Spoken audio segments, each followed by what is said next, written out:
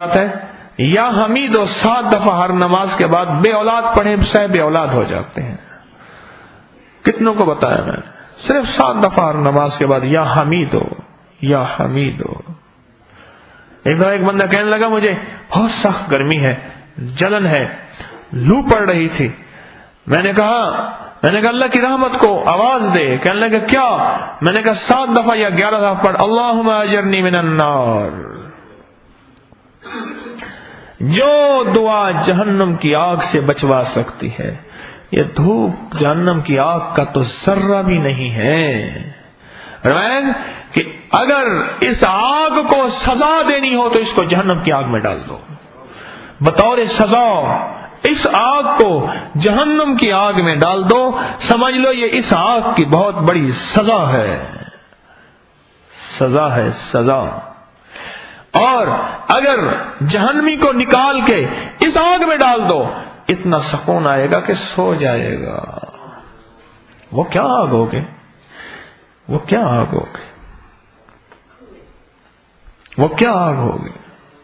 ایک مریض میرے پاس، اس دعا کی تاثیر میں ایک واقعہ یاد آیا تو عرض کرتا جاؤں. ایک میرے پاس مریض آیا، اس کی تکلیف یہ تھی کہ اسے ہر وقت اسے آگ لگ جاتی تھی. مجھے کہنے لگے جی سر گرم، ہاتھ گرم، پاؤں گرم، غصہ اتنا زیادہ جس کی حد نہیں. میں تو خود پریشان ہوں، پیشاب جل کے آتا ہے، یہ تکلیف ہے، گرمی ہے.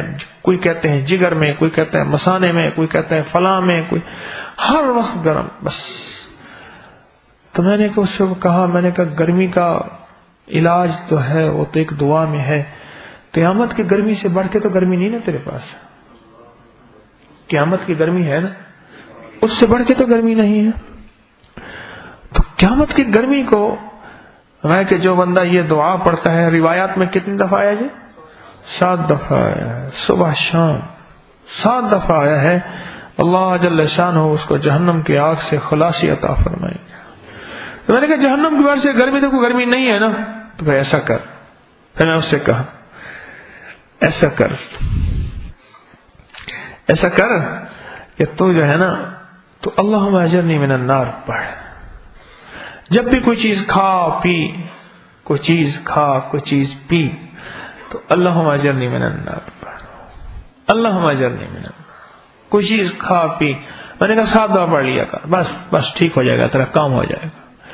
یہ میں نے بلڈ پریشر کے مریضوں کو بتایا، ان کو بڑا کام ہوا. ہاں، بلڈ پریشر کے مریضوں کو، ٹینشن، ہائپر، ایسے لوگوں کو بتایا. بچوں میں ہائپر غصہ پن تھا، میں نے ماؤں کو بتایا. میں نے کہا یہ پڑھو